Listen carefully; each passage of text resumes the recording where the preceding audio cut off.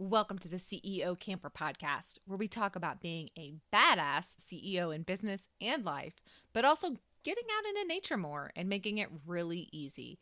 I'm your host, Jessica Ryder, a 14-year veteran of camping and have 16 years of business driving teams and companies to purposeful growth under my belt.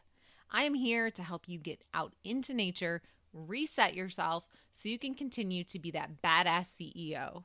So let's dive in to the CEO Camper Podcast. Today's episode is going to be a mashup.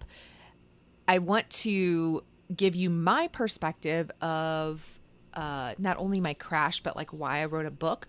And then you guys are going to be in for a treat because my better half, as I like to call him, Rusty, will join us in the second half of the podcast to talk about, from his perspective, what the crash was like. And for those of you that haven't had a chance to pick up a copy of my book, you can definitely do that either on Amazon or you can get it on my website. Link is always below. But in the book, I detail my crash, and I call it my crash because it was that wake up moment. It was that, 10 o'clock at night ER visit, weekend stay. Holy crap, what is going on with me? And then just really trying to rebuild my life from that, going, okay, whatever I'm doing now is not working. And so in the book, I, again, detail the story. I detail the entire day, afternoon, everything that happened. But today, I really just kind of wanted to talk more about why I decided to sit down and write my story. And it's one of those things that, I don't know, for a long time, I felt like there was a book in me. I love to read. I love to learn. I wasn't always a reader, but as I became an adult, I really enjoyed reading. It's one of my favorite things to do when we're camping. Whether I'm sitting by the lake or just sitting by the campfire or whatever, I really enjoy reading. And I am someone that not only just reads, personal development or mindset or, self-help or anything like that. I also, this is just a little insight to Jessica if you'd like, but for whatever reason, I love cowboy, love stories, right? I can fall into like a cowboy love story book. There's an author, Linda Leal Miller. I don't know how to say her name, but anyway, she writes these novels and I can literally fall into one of those books in an entire weekend and finish a 300-page book in a weekend in one of those. Or, like anything by Nicholas Sparks. Sometimes those aren't books that I read all the time, but if I just want to get lost in something while we're camping, I will definitely grab one of those books. But anyway, I always knew there was a book in me. I just didn't know what it was going to be. I thought, oh, well, maybe I'll write a love story. Maybe I'll write a fiction book or something like that. I don't know.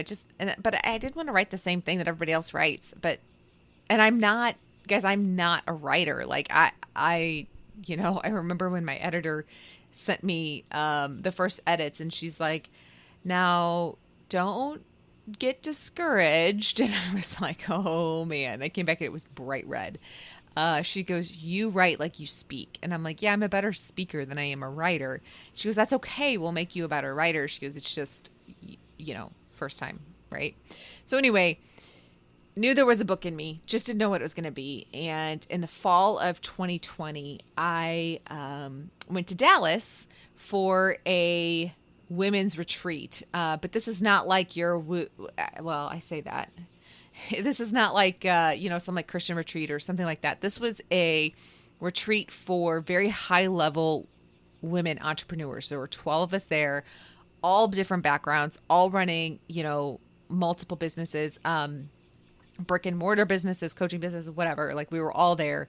And it was an amazing experience. Like I met some amazing women that I'm friends with. Some are my mentors now, some I mentor, it was a great group of women that just all came together and actually stayed in campers for a weekend on one of the women has farm property. So we all stayed in campers on her farm property. Had a private chef the entire weekend. We did acro yoga. We had massages. We had some learning. Like, it was an amazing weekend. And it was in Dallas, and I actually drove from St. Louis down there. So I had a lot of time to think before and a lot of time to think after. And on my way home after, I was just like, gosh, that was so amazing. I'm inspired. Like, I can really do anything.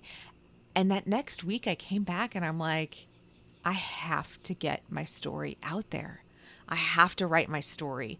And I didn't know where it was going to go, but I sat down and started writing. And it just, guys, I wrote the book in like 2 days, and it's not a really big book. I mean, I have to look back. I don't even think it's 100 pages. It might be 100 pages. But it's a small book, but I don't do all the fluff. I know a lot of times the fluffy stuff paints a picture, and that's great. I'm not great at that. I'm just kind of a get to the point kind of person. But anyway, so I sat down and in 2 days I wrote the book, and then I reviewed it and made changes, and then it was a, 2 to 3 month process to find an editor and go through that process. And, I wrote the book in October of 2020 and I released it in February of 2021. It was a fast process for me. And again, I self-published it. It's not a 300-page book. It's not meant to be this like all encompassing everything in it, but it is a way to connect with someone who's been there, someone who's crashed, someone who's worked themselves into the ground, never could shut it off, someone taking loan applications on the back of her hand, standing on the riverbank because that's just what you did. Like it's that, and then it's crashing, and then it's how I rebuilt myself with camping. And then I really do go into how I make it easy. It's no secret I'm pretty type A. It's no secret I'm OCD. I need a plan. I need a system for everything. So it goes through really like how I make this lifestyle extremely easy. And I know I've talked about some of it here on the podcast, but the book really goes into more detail. So once I was done, I was like, oh, okay, this is a book. And then I got an editor and had her help me go through that process and just constant. I mean, I spent my whole fall season camping that year, just back and forth reading this book, right? So in the fall, just so you guys know, in the fall, we camp every weekend. Rusty is, I know I've said it before, he's an avid outdoorsman. He hunts, all that kind of stuff. So we are gone every weekend.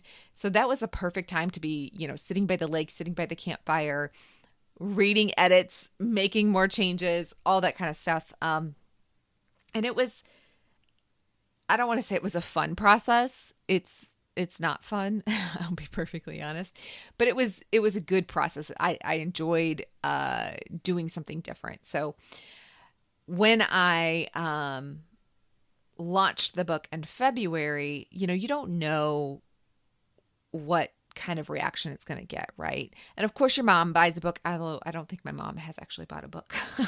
My dad bought like 5 copies. My mom, I don't think she's bought one yet. But anyway, you have your people that buy it, and over and over every month, more and more people buy it, and more people are discovering it. And then I'm hearing their stories. I just heard a story yesterday. A woman emailed me and said, "We just found your book.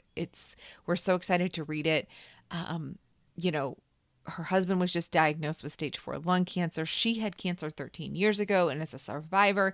And they are like realizing, dang, man, we should have gotten out to nature more. We find it so calming and soothing and everything else. And she's like, we should have just done it more while we had the chance. She's like, but our someday is now. And so we're going to get out as much as we can. And I'm like, gosh, here's a guy that spent his whole career serving others. And now he's got cancer and he's got to find his connection and purpose back into nature. And so that's why I wrote the book, is so people could realize that, we all have a story, right? We all have something like that, especially as a CEO, COO, entrepreneur, whatever you are, like business leader, like you have a story. I have a story. My story is probably no different than most other people, but if my story can inspire somebody to just be like, oh, well, I could get into nature more. You don't have to camp.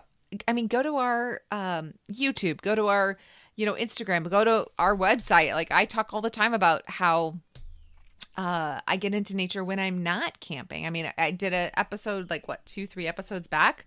I talked about that. Like, so it's just to inspire somebody to find their connection, find their purpose in nature. And again, guys, I've talked about this before. Like, sometimes I call myself a nature nerd, but like, I'm not tree hugging. I'm not peeing behind a tree. I'm not doing all that kind of stuff. I'm just literally getting out and clearing my mind, coming up with new ideas. I come up with so many new ideas when I'm in nature. So the book really was just my way of sharing my story in one, concise way. And then hopefully, again, inspiring people to realize that camping is really easy. It doesn't have to be hard. It's not your grandma's 1970s or 1980s camping anymore. It's not a pop-up, guys. It's not. And it also isn't just for retirees. You could make this lifestyle work. Yeah, I mean, I'm 36 years old. I make this lifestyle work every other weekend in the summer and every weekend in the fall. This is our lifestyle because I've realized now how important it is for me to get into nature. So again, that's a little bit about why I wrote the book. If you are hesitant to write a book, if you know you have a story in you, just write it. Just sit down and write it. And if you're worried about the back end stuff, how do I self-publish? How do I do this? How do I even get it on Amazon? Shoot me a DM on Instagram. I'm at Jessica_L_writer. You can definitely click the link below, but I'll help you. Again, I'm not an expert. I had to figure it all out myself. I just point and click and screw up and not know. And I mean, to give you case in point, like I think I bought like 10 copies of my book on Amazon myself to give to some people. Didn't realize that. I mean, I bought them for like full price what they're selling for on Amazon. Didn't realize that I could buy author copies for like a lot less. And I was like, oh, I didn't know I could do that. So like I had already bought, 10 or 15 copies and I'm like, oh shoot, So yes, I've made the mistakes, all that kind of stuff. But at the end of the day, I did it. I put my book out there. I fought the resistance and I did it. So if you feel like you have a book in you, do it. If you want help, shoot me a DM. Happy to help. But yeah, that's it. That's why I wrote a book. And now I'm going to turn it over to Rusty because I want him to talk a little bit more about the crash and from his perspective, because I think that for entrepreneurs and for, business leaders like us, like I feel like we never stop and get the other person's perspective. We're always thinking about the business or clients or customers or whatever. We never stop to get our spouse's perspective. So I want to turn it over to him and have him talk a little bit more right now about how the crash affected him. So I'm sitting here with Rusty, and the only way that I could get him to participate in the podcast was to do this in what we call our TV room, which is one of our extra bedrooms that we have our recliners in. And so we're just sitting here, so the audio may be a little bit off because we're just kind of talking into the computer because this is what it's like to be married to Rusty Writer, y'all. But anyway, what we're talking about today is why I wrote a book, and I wanted to get his perspective on the crash that I had, the weekend, all of that. So, Russ, what was your, go back to that day, what was your initial thought when, because I can vividly remember, laying in bed and you're standing there next to me, trying to, get me to smile, and figure out what was going on. Do you remember what your thoughts were? Vaguely. I mean, the number one thought was I didn't know what was wrong with you. Yeah. Right. Do you remember, when I walked to the top of the stairs, or I can't even remember if I walked. Maybe I shuffled to the top of the stairs, and then you had to carry me down. Right. Yeah. What did you think at that point? I knew something wasn't right. Yeah. Something was seriously wrong there. Do you feel like when you drove to the hospital, that was like the fastest you've ever driven? Probably, yeah. Yeah. It was at night, wasn't it? Yeah. It was, I don't know, it was like 9 or 10 o'clock. So, for those that haven't read the book yet, there was a point in when we were at the ER where I was in the room and you and my mom were standing outside the room. Like I could see you. There wasn't like a door or anything. It was like big glass doors, right? That were for the room, but those were all open and you guys were standing out there. Do you remember what you were thinking then? I don't know if I remember what I was thinking then. I was just, there's a lot of people working on you, and I didn't know if they knew what was wrong with you or what they were going to do, or if they were mistreating you, not treating you, but misdiagnosing you. I didn't really know what I was thinking, or even if I was. Do you, like thinking back to that time, how would you say, like before the crash, how would you say we were living our lives? You were going 90 to nothing all the time. Yeah. Yeah. You wouldn't stop. Why do you think that was? I don't know. I couldn't tell you why, but and that's why I didn't get it, because I'm like, I can stop anytime I want. Right. But like I couldn't. No, for some reason. I think it's because like I felt like I always had to take care of us. Well, possibly. Like go back to our very first year, not our first year of marriage, but our first year in this house when the market had crashed and your job was unpredictable and I had to keep us afloat on $12 an hour. Right. I was laid off. You were laid off. Like I think I always just felt like I had to take care of us. And so that's why I went go, go, go the entire time. So the rest of that weekend, it was just test after test after test. Like, yeah. What do you remember from that? Once you got out of the ER, I think it was a little bit easier. Yeah. Yeah. But I remember being in the ER and they were saying, the one lady outside was saying that we might have to do this dye to see if you had a heart attack or something. And she's like, is that okay? And I'm like, yeah, whatever you got to do. And she goes, well, the dye that they had to inject was like $20,000. Oh, God. And I was like, so what's this going to do again? And then by that time, the doctor came out and he's like, we already did it. Don't worry about it. So it made that decision real easy. Yeah. What's it like to be put in that, like, I don't know that you are having to make life and death decisions, but what's it like to be put in that place at 28 years old to make decisions? Not fun. Yeah. Yeah, that's the last thing you really think about when you're 20-something years old and trying to figure everything out. Yeah. So recently, Rusty had his wisdom teeth pulled, and that was the first time that I was on the other side of my spouse being put under. I've had Shocker. She did not like it. Imagine that. I didn't. It was hard. But I've had 3 or 4 surgeries plus that incident and everything else. Right. And so like you've always been on that side. Yeah. How was that? How was the crash incident different? Well, one, I was on the other side. No, I mean, like, how was it different from, like, the other surgeries that I had? We knew what you were doing with the other surgeries. Yeah. They were scheduled. Yeah. It wasn't rush you in by vehicle, ambulance, whatever. We knew that you were going in at this time, what you were going in for, probably going to come out at this time. More peace of mind, I guess I should say. Yeah. How do you think our lives changed after the incident? I think you had a wake-up call that you had to start slowing your life down somehow. Yeah. But didn't know how, but... So I always tell the joke that, like, you you grew up an avid outdoorsman and like you were telling me to just get out into nature and calm and things like that. What is it about nature that you love?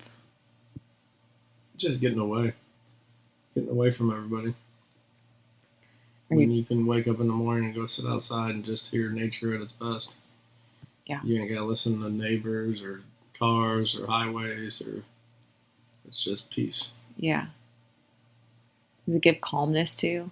Yeah. I think that's what I was lacking. I Yeah. didn't have calm. Yeah. You didn't want to listen to me. Yeah. That's what I joke about. I never wanted to listen to you. And then when I kind of was forced to listen, I realized what it really meant. So when I came to you and said, I don't know that I really came to you, but like when I was like, I'm going to write a book, what were your thoughts? Wow. That's the initial thought. Why wow? For all those people, that wow was his sarcastic wow. Yeah, right. I don't know. One, I don't think I've ever known anybody that wrote a book. Yeah. Two, I was like, I wonder what this is going to be about. Did you think you were going to play a part? Yeah, well, I knew I was, but I just didn't know how. Yeah. Were you scared? A little bit. What do you think I would have written about? There's no telling what you. Oh, so now that the book and everything is out there, what do you think? I think it's great. Yeah. Yeah, you're helping people out. Hopefully, you're helping people out. Yeah.